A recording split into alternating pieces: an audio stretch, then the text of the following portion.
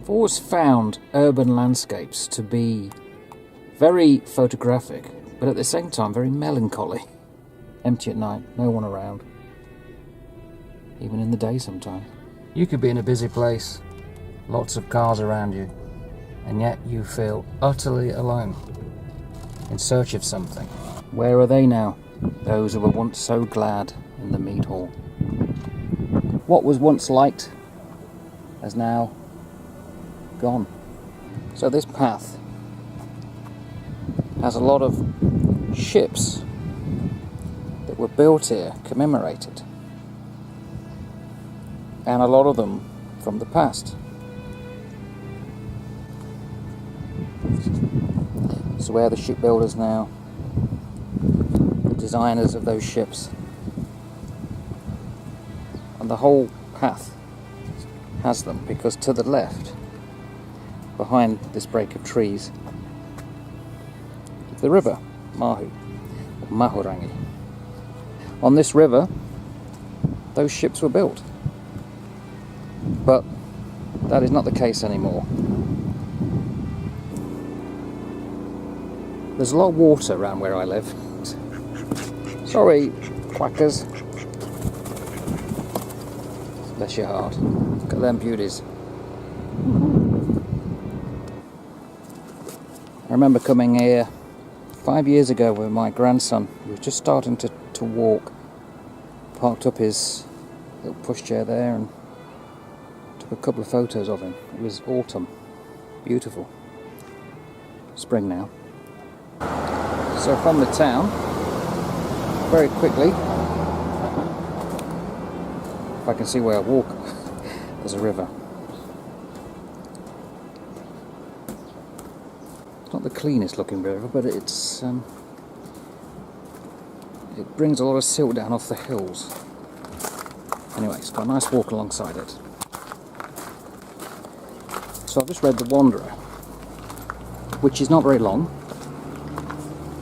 and I thought, although I never gave the title book-ramble about rambling around walking, it was rambling talking. It looks like, well, why not get out about, it's nice weather. So here I am again, out and about. The Wanderer is quite melancholy, as a lot of elegiac poems of the era in which it was written are, and it's very much fixated on the passing of time. So this is the book, Northern Anthology and The Wanderer. Often the lone dweller, somebody alone, longs for relief. The Almighty's mercy, though melancholy, his hands turning time and again the ocean's currents, the ice-cold seas, following paths of exile. Fate is firmly set. So spoke the Wanderer, weary of hardships, cruel combats, the death of kinsmen. Not one remains alive to whom I could utter the thoughts in my heart. Tell him my sorrows. Mankind's creator laid waste this middle earth till the clamour of city dwellers ceased to be heard, and ancient works of giants stood empty. So The Wanderer, part of the Norton Anthology, really enjoying the book. There's a lot to talk about, a lot to think about. There's a lot to talk about. And I've been talking a lot because, believe me, this is about the third or fourth attempt to try and get this. I shall persevere. The Wanderer is ancient.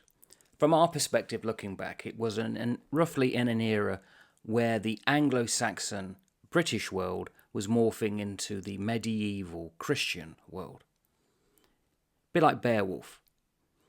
And when I first talked to camera about The Wanderer, I was assuming it was one voice.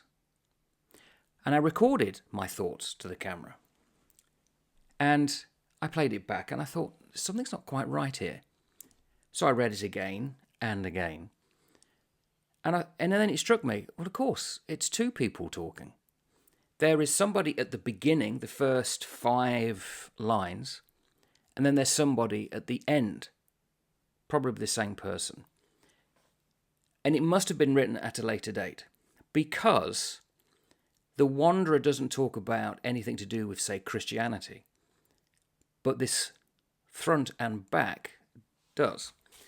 So I actually read it out on the walk, but I'll read it again. This is the very start here. It's in quotation marks what I'm about to read you. Then it drops out of quotation marks, and then it comes back into quotation marks when somebody else is talking. So if I was to film this, imagine somebody walking through, I don't know, an empty hall, but they're wearing monk's raiment or whatever, Christian's raiment. And it's like the narrator. And the narrator says, "Often the lone dweller longs for relief. The Almighty's mercy," well, Almighty is God. "Though melancholy, his hands turning time and again the ocean's currents, the ice-cold seas, following paths of exile." Stop. "Fate is firmly set." And then that voice stops. Then, with no quotation marks, it says, "So spoke the wanderer, weary of hardships, cruel combats, the death of kinsmen." Then it continues in quotation marks. So in our understanding of grammar, when you start something like a piece, and it's in quotation marks and someone is speaking, but you have no idea who that is, then the quotation marks closes. And then it says, "So spoke the wanderer." You would assume that what you've just read or heard, somebody speaking, that was them. That's the mistake I was making. I'm not sure that is the case, and it is a difficult lay to follow because of that. I think it refers to what the wanderer is about to say. So you've got this Christian who's speaking first, and I think it deserves close attention to what is being said here. So this Christian would have come across an older work about a wanderer in the world, wandering around, missing his king, his gold giver, and his kinsfolk. He's basically lost them all over time, and he's lost his place of residence, and he's having to wander. Somebody read that and thought, right, why did all this happen? And what they have done is laid on top a Christian understanding that it's God's will. So I'll read the first bit again, but backwards. The first thing is, "Fate is firmly set." That bit there. And I've put a note here. It's determined. It's God's will. Then you go before that, and it says, in one long sentence, "Often the lone dweller longs for relief. The Almighty's mercy, though melancholy. His hands turning time and again the ocean's currents, the ice-cold seas, following paths of exile." You either read that as the Almighty's mercy is melancholy and that God's hands is turning time and again, or you read it, as some do, that this is the wanderer, talking about God's mercy, though melancholy, the wanderer's hands turning time and again the ocean's currents, the ice-cold seas, following paths of exile. And it seems to be, well, who's saying this then? I don't think a wanderer can turn the ocean's currents. I think this is about God. I think this is a Christian saying, all that you're about to listen to do is because of God. Then right at the end, there seems to be this add-on, and I think it's the Christian again. And it says, "All shall be well for him who seeks grace." Well, that's Christian. "Help from our Father in heaven, where a fortress stands for us all." So when you read The Wanderer, you've got to think about a later writer is saying what you're about to read, what you're about to come across, although it's a past era, it's all to do with God. And if I've got that right, then we can now get into what The Wanderer actually says. There's so much here. And the first thing is, I wasn't going to talk about it, but I think I should. When you look at the script, forgive all my butchering of the page, see these gaps? Caesar or Caesura, depending on how you want to pronounce it, it's a Latin word. They're gaps, and it's to do with the meter, the original meter that is lost in English, but it's still powerful. So effectively, we now come to the wanderer, who is weary of hardships, weary of cruel combats, weary of the death of kinsmen. So I served in the Royal Navy. When I joined, I was 16. The year was 1980. And I did my training, and then I got onto a ship when I was 17. When I left the Navy, I was only 24. I did 8 years. And so, effectively, the people I served with would have been a lot older than I. They would have been, if they were like petty officers and chief petty officers, then in their 20s and 30s. Well, I'm 60 now. So these people in their late 70s, early 80s, many, and I am aware of this on Facebook, are passing the bar. Their time has come and gone and they've moved on. Now, I could sit here all melancholy and look back and think, oh, where have they gone now? What's happened to them? And I did that with the introduction going around town. That's what the Wanderer's doing. And he states that always at daybreak, the dawn of every single day, he wakes up and he laments his cares. He says, "Not one remains alive to whom I could utter my thoughts in my heart, tell him my sorrows." So he's remembering that he has survived, but all the people he knew in his youth have gone. And then he talks about there's a need to be stoic, and it's to do with the heart. Effectively, he says, "In truth, I know that for any earl," and it's not a title, this is the name of a warrior, it's what the warrior was called, it's E-O-R-L, and I assume it's earl. "An excellent virtue for a warrior is to lock tight the treasure chest within one's own heart, howsoever he may think." And then he says this, it's like, "A downcast heart won't defy destiny, nor the sad spirit give sustenance, and therefore those who thirst for fame often bind fast their breast chamber." Now, I'm always interested to think you could read stuff from the past, but what relevance does it have today? That certainly has relevance. It's saying that don't close up your heart if you're seeking fame and fortune. Don't become hard-hearted, cold-hearted. Don't assume a mantle where the vibrancy and the passion and love and all that is literally put away because you don't want to show it. In other words, as he's looking back, don't let it make you a dry husk, hollow inside. Very powerful. And then we understand what's happened to him over the next bit, 2 or 3 paragraphs. So he's bereft of his homeland, far from his kinfolk. "Bind them with fetters, since in days long past with darkness of earth I covered my gold friend." Now, gold friend would have been a fellow warrior, possibly a lord, and the wanderers had to bury him. This is in the past, he said so, since in days long past. So this is an old man. He's looking back into his youth. And part of this whole The Wanderer, I think it's about the loss of a past era. Certainly the one in which the Christian writer is overlaying it as well. Some time has passed. Is looking back into an era that's no longer there.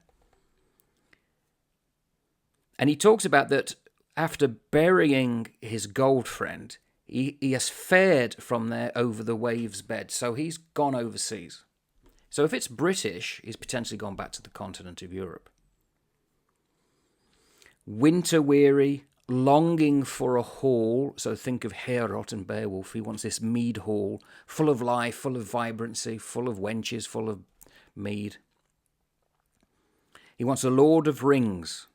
And I was going to talk about this later. Twice in this you'll come across Middle-earth, because that was what the Saxons called Britain. It was the middle region of their worldview, their cosmic worldview. Lord of Rings. So I have no doubt this has had an effect on Tolkien, or certainly influenced him when he came to writing The Lord of the Rings. And he says here, "I might find one, I might find a place to become my own, remembering me and my kin, or else show favour to a friendless man. But," and now he's talking about himself, One acquainted with pain understands how cruel a travelling companion's sorrow is for someone with few friends at his side. So he understands that he's a bit haggard and is a bit, road weary. He hopes for others to meet. And then there's this wonderful duality, this back and forth, comparing two types of things. He says, sorrow, on one hand, is for someone with few friends at his side. Exile attends him, not twisted gold rings, which is, in other words, booty. Heart-freezing frost, not fruits of the earth. He recalls table mates and treasures distributed. So effectively he's saying sorrow is empty. It's dark, it's weary, it's bleak. But if he had his kinfolk, he'd be happy and he'd be rejoicing with others. Quite powerful, very good. So I just read the first page. Got all this to go through yet. And what's particularly powerful for myself, just the way I read it, these little snippets that talk about how melancholy this is, this guy. That happy time is no more. Often when sorrow and sleep together bind the poor lone dweller in their embrace, he dreams, he clasps, and that he kisses his liege lord again, lays head and hands on the Lord's knees as he did long ago, enjoyed the gift-giving in days gone by. And then suddenly, after that reverie is snapped out of it, instantly, he says, seabirds on the water spreading their wings, snow and hail falling, and sleet as well, then the heart's wounds grow heavier. So he's gone from this almost golden glow inside the mead-hall to suddenly, bang, back, sleet, cold, horror, loneliness. Amazing writing. And then the heart's wounds grow heavier. Sorrow returns. Then through his mind pass memories of kinsmen. Joyfully he greets them, eagerly gazes his fellow warriors. The floating spirits fade on their way. I'm currently reading this.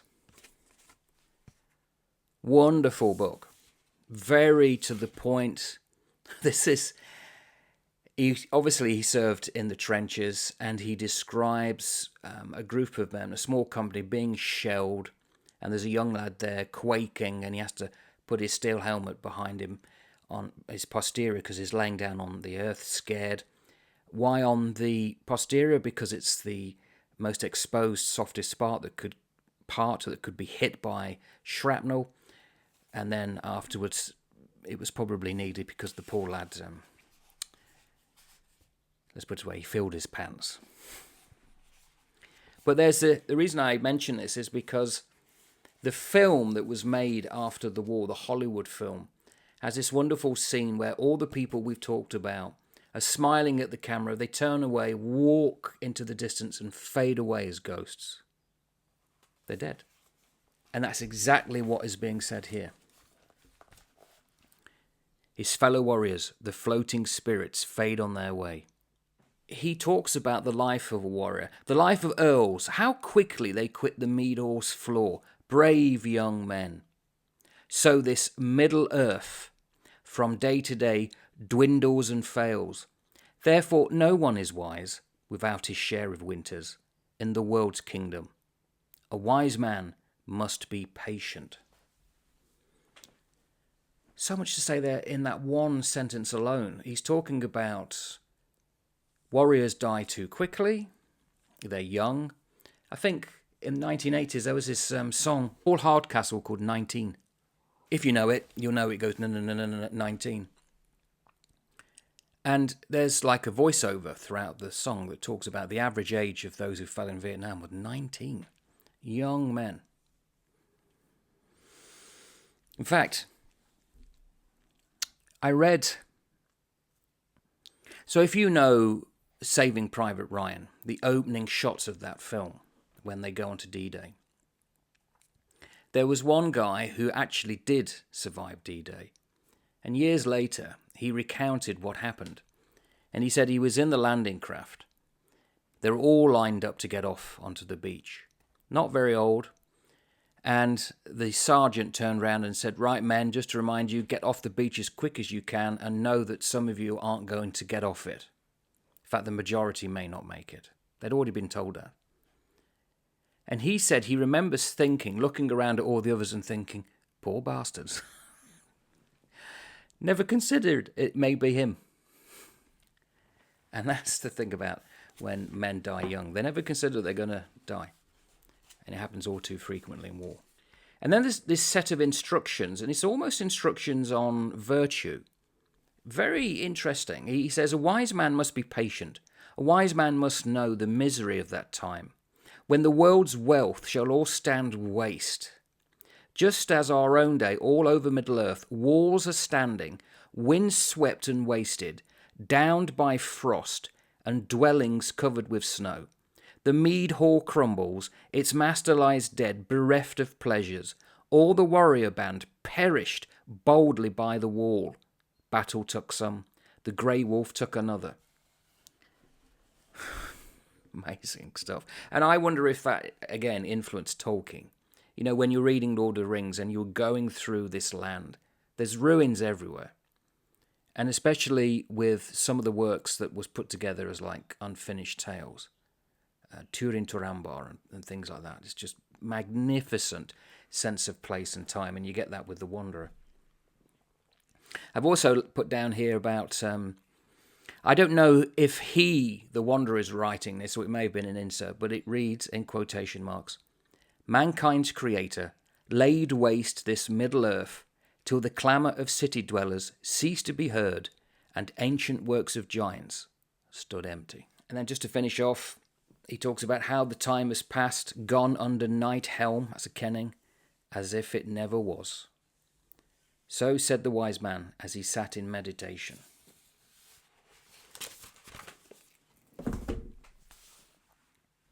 Why would you want to read something as maudlin as all that? Because historically it's important. It's talking about the passing of one era into another. Sensibilities were changing. The Wanderer talks about his kinsfolk, and everything is based on the gold giver, the Lord. The Christian comes along and says there's a higher Lord, and it's the Almighty God. But ultimately, if you survive way into the future when all the people you know have already gone, all shall be well for him who seeks grace, help from our Father in heaven, where a fortress stands for us all. So it actually ends on a high positive note. And in some ways, the whole of The Wanderer is positive. Because although people come and go, fashions change. The world I grew up is not the world as it is now. There is the world that I and many of my era went through where there was no social media. This never would have been possible. But now we can talk to people around the world for it. So although the past has gone, what has replaced it has many benefits, and so on and so on. Although myself, have grown older through it, and we've witnessed various things, people coming and going over the time. My wife and I often consider our wedding photograph. We got married in 1990. And it didn't take long until people that took a big picture of everyone, you can almost cross them out as time has gone by over the years. They're no longer with us. But we shared that moment with them. So whereas the Wanderer is perhaps a bit too sorrowful looking back on what has gone, at least he had that time with them, and it seemed to have been a blessed time, and although he's wandering on. So very powerful stuff, wonderful stuff. I think I've got it, finally. And again, such a small amount of work that could give so much to talk about. And I hope I've done it justice. Looking back on the past now gone. We all do it. It's not necessarily a bad thing. So if you've got any comments to make, please do so. And especially if you've read The Wanderer, what you think. Otherwise, ta-ta for now.